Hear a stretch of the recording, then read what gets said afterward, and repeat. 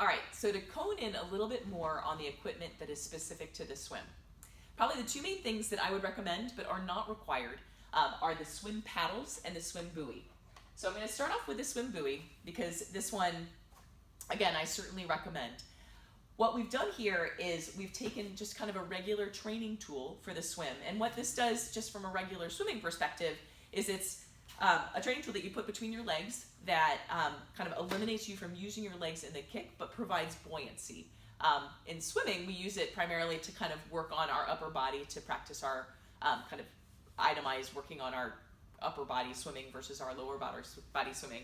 But in the swim run, what it does is it actually gives you some buoyancy to kind of counteract the weight of those heavy trail shoes that you're going to be lugging behind you, in addition to other things that you're carrying at the same time. So to modify a regular pool buoy into a swim run pool buoy is pretty simple and straightforward.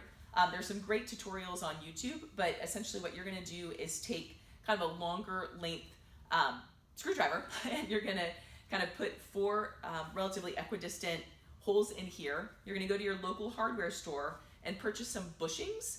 So you can find metal or plastic bushings that you're going to insert in here, and what that does is allows for kind of smooth movement of your bungee cording that you're going to feed through there. So you've got bushings on either side, and then you're going to find some bungee that is going to make that very easy to get on and then swing around, which I'll show you in just a sec. I ended up using back to lock laces, which are the type of lacing system that I use in my shoes.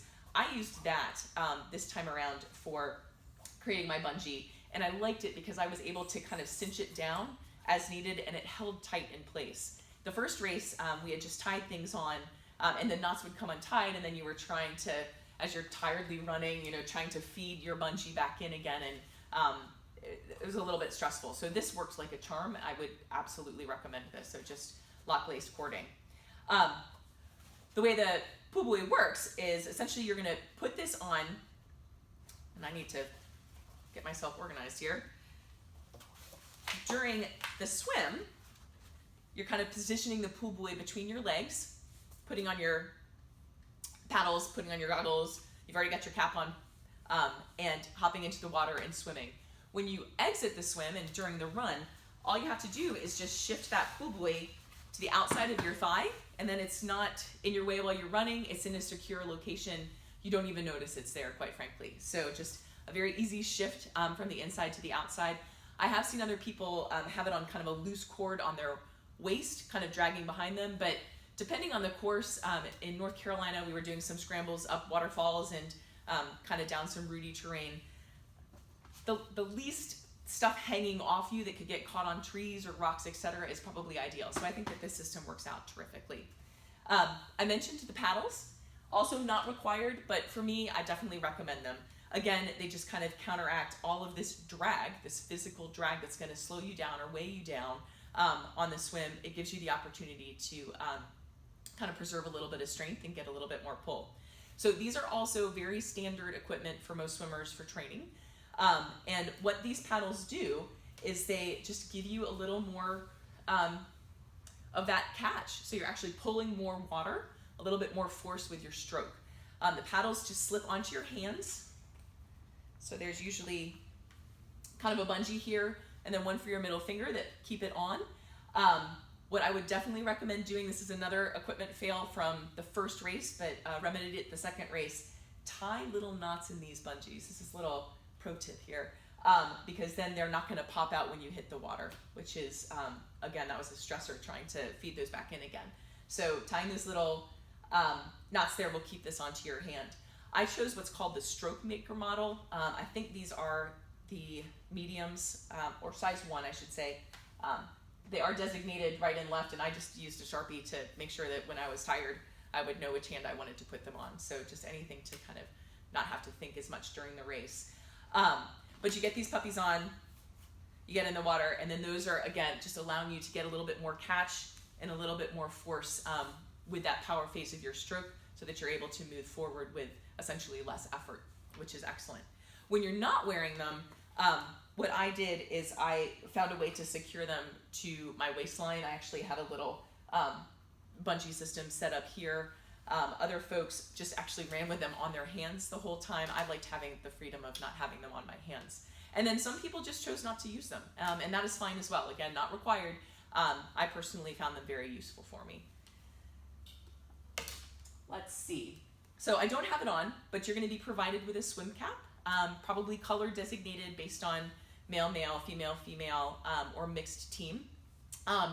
If the weather is particularly cold, there are also neoprene skull caps that you could probably put on, kind of neoprene material just like this to keep your head a little bit warmer, and then the skull cap on top, the swim cap on top of that. As far as deciding whether or not you want to be wearing it during the run or not, I actually elected to take my swim cap off with each run and put it back on with the swim. That was largely because, again, I tend to overheat pretty readily. Your head retains quite a lot of heat, so it allowed for kind of cooling off and ventilation. Swimming wise, I think I left my goggles over in my bag, but my preferred swimming goggle is the Tyr Special Ops. It's TYR, is Tyr, and these guys have kind of a nice fit for people that are accustomed to swimming, so it's not kind of like a big goggle, scuba mask kind of goggle, but it's a little bit of a smaller profile, but it's got great vision on your peripheral, so I find that it's actually my preferred goggle for triathlon as well. Those have worked great for me. What I did with the goggles is I actually wore them around my neck. So I would keep the goggle kind of when I was running around my neck and then pull them up and affix them onto my head for the runs. I didn't notice that they were there either, so that didn't bug me to have them there. All right, last piece of equipment, but also an important one, is what to wear underneath. I have chosen to wear a sports bra and then a pair of kind of tight-fitting athletic shorts, a Core, C-O-E-U-R, ladies running short that's kind of a lycra-based short underneath. I just wanted something that was kind of thin but would move with me pretty readily. What's nice about the sports bra, guys don't get to enjoy that as much, but it's a great place to stash stuff during the race as well. So when I took my swim cap off, I would actually jam it into my sports bra so that I would have my hands free and not have to worry about that. As far as what guys would wear underneath, I would think that going with like Speedo jammers, like a longer legged but tight-fitting swimsuit underneath would be a great call. Certainly a pair of tri-shorts would be appropriate as well. And then kind of a last but important piece of equipment to use beforehand is Body Glide.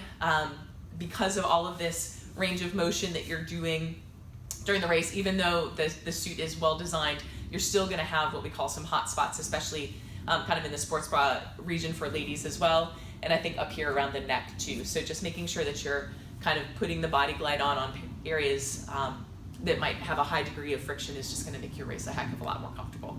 I hope that helps.